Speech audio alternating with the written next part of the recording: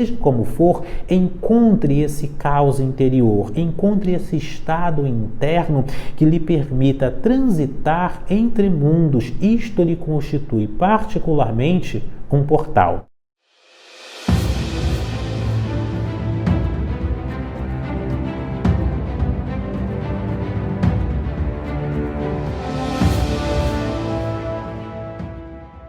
Fraternais saudações.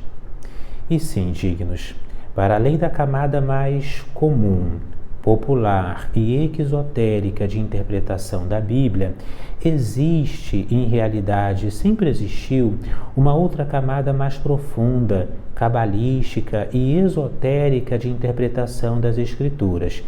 É exatamente sobre isto que vamos agora nos debruçar em estudo, ao refletirmos sobre 3 importantes versículos que guardam os segredos da criação mental, da visualização criativa, do poder de cocriação ou da magia pessoal. 3 versículos de fundamental importância que velam e revelam as leis da mente e da vida, que sim, nós podemos aplicar em nosso cotidiano, não apenas para nos tornarmos luminosos, mas também para iluminarmos aqueles que estão ao nosso redor.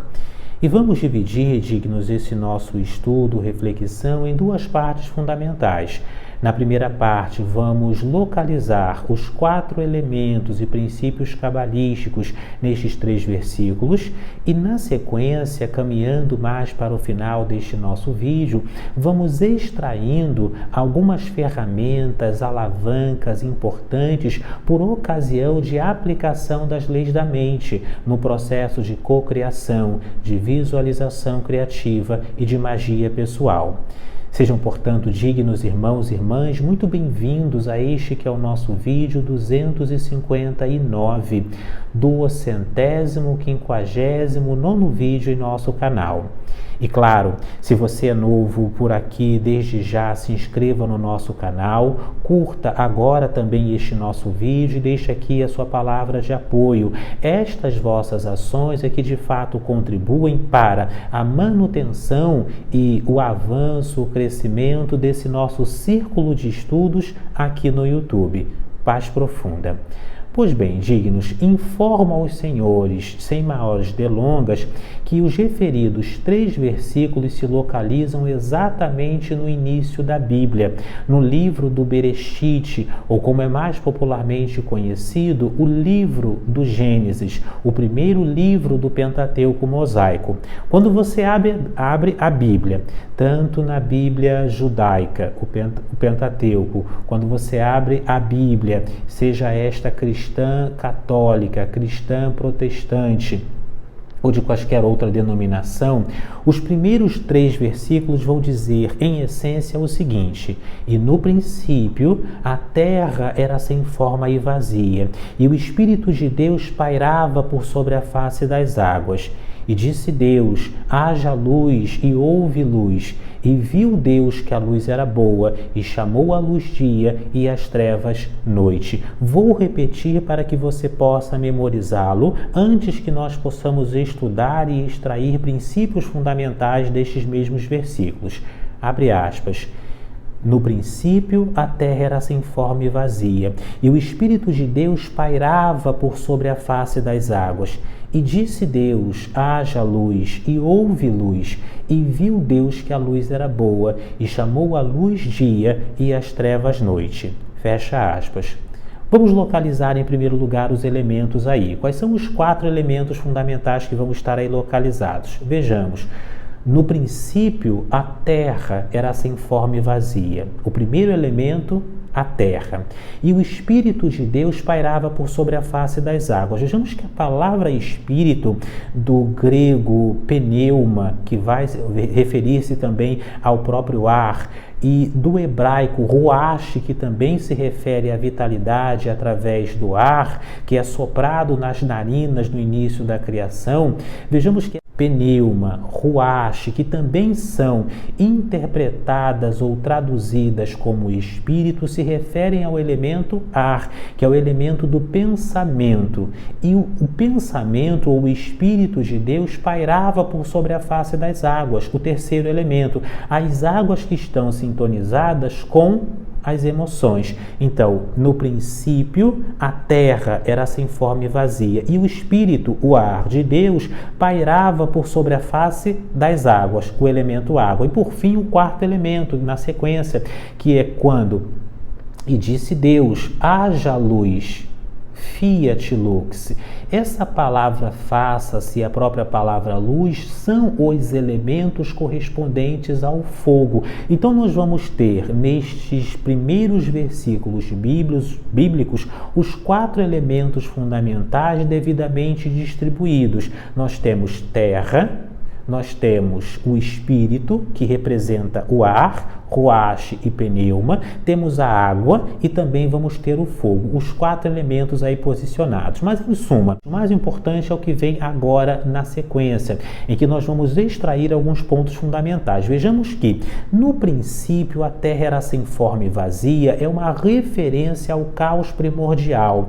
Caos primordial que também no processo de criação mental, de visualização criativa, de cocriação interna ou de magia pessoal, deve ser reproduzido em nosso próprio microcosmo. E esse processo de reprodução do caos interno vai se dar quando nós perdemos propriamente a conexão com o nosso modus operandi comum e consciente do nosso dia a dia. É quando o indivíduo, por exemplo, está numa gira e ele começa a rodar, seja isso num terreiro de umbanda, candomblé, ou quando se é um derviche, né, que são aqueles indivíduos que ficam girando sobre o próprio eixo, vejamos que estes indivíduos entram num estado alterado de consciência. Isto também é entrar num certo caos. Quando o indivíduo está com um terço, um rosário em suas mãos ou um japamala e começa a fazer orações frequentes, continuadas, de maneira concentrada, ele também vai perdendo a noção pelo poder de concentração de quem é, de onde está, do que está fazendo, e ele entra nesse estado caótico necessário. Quando, por exemplo, o indivíduo está num processo meditativo, concentrado por sobre si mesmo, ele também tende a ir perdendo a noção de tempo, de espaço, de quem é e dos seus próprios limítrofes. Seja como for, é de fundamental importância na magia pessoal que nós localizemos este espaço um tanto quanto sutil e por vezes filosófico, mas de natureza prática, que nos permite sair do nosso próprio mundo, da nossa própria consciência. Às vezes isso vai acontecer quando você toma ayahuasca ou quando você passa por algum outro processo relacionado às medicinas sagradas, é o caso do próprio rapé e de outras substâncias. Há de se verificar aí quais são até mesmo os caminhos que você utiliza para entrar neste caos interno, nesse estado de gnose. Um dos mais simples e que já recomendamos em outros estudos aqui em nosso canal é aquele em que o indivíduo está prestes a dormir. Quando você está neste entremundos, quando você nem está dormindo e nem está acordado, é um excelente momento para lançar as tuas ideias. Seja como for, encontre esse caos interior, encontre esse estado interno que lhe permita transitar entre mundos. Isto lhe constitui particularmente um portal. Esse é um ponto. No princípio, a terra era sem forma e vazia, e o Espírito de Deus pairava por sobre a face das águas. É a união entre o pensamento e as emoções. É significativo, de fundamental importância, não apenas que se entre num estado de gnose, mas também, seja lá por que meio for, mas também que se vá elevando, divinizando, albificando tanto os pensamentos quanto as emoções. no processo de cocriação, no processo de mentalização, de projeção mental para aquilo que você deseja, é importante que você observe a natureza, a substância, a direção dos pensamentos e também das emoções. É o modo como você sente, é o modo como você processa. Então, o pensamento e emoção também são fundamentais no processo de cocriação. No princípio, a terra era sem forma e vazia, o Espírito de Deus pairava por sobre a face das águas, e disse Deus: haja luz. Quando Deus disse haja luz, é o verbo. Veja, o dizer é a manifestação do verbo. É necessário a ação, o movimento, fazer aquilo que está ao seu alcance. Não é simplesmente esperar que o universo abra as janelas do céu e derrame sobre vós bênçãos sem medidas, mas também é tomar a iniciativa de executar. Para além disso, essa parte também vai posicionar o poder da palavra. É você se utilizar de mantras, se utilizar de decretos, de afirmações continuadas para manifestar aquilo que deseja. Fiat lux, o propriamente faça-se a luz. É o comando expresso, emitido, direcionado de forma contundente e segura para a realização e concretização daquilo que se deseja.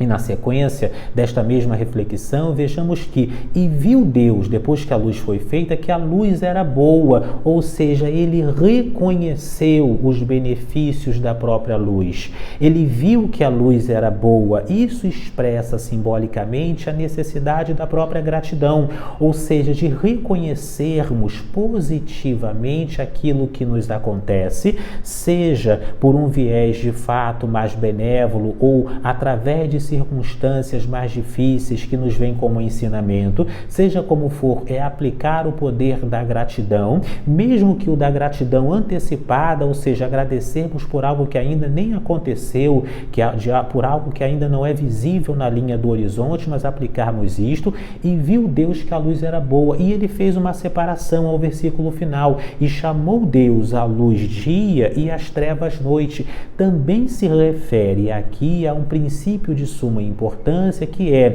o de nos conectarmos com a luz e nos distanciarmos propriamente das trevas. É continuamente permanecermos numa oitava vibratória, porque não nos basta simplesmente entrarmos em estado de gnose, aplicarmos o poder da palavra, elevarmos os nossos pensamentos e também as nossas emoções, o espírito e a água, mas também é de fundamental importância que nós apliquemos a gratidão e permaneçamos conscientes em conexão com a própria luz.